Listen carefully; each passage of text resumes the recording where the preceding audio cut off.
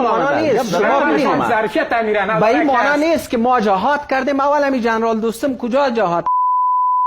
چرا جهاد نام جهاد بدنام میگی؟ ببینه همین شما همین مارشال فهیم کمونیست بود، چرا نام جهاد بدنام میگی؟ دانت و بسته کنه گوش بگی دانت میزن یورش آقا یورش دیلا آقا یورش نام مارشال فهیم نگی تو چیست؟ دانت هم اینا آقا میکنم یورش عزت نداری. یورش خیره دام خیره یورش بسته کو دانت یورش بشین دان ما اگه نگی این سلاید چی نه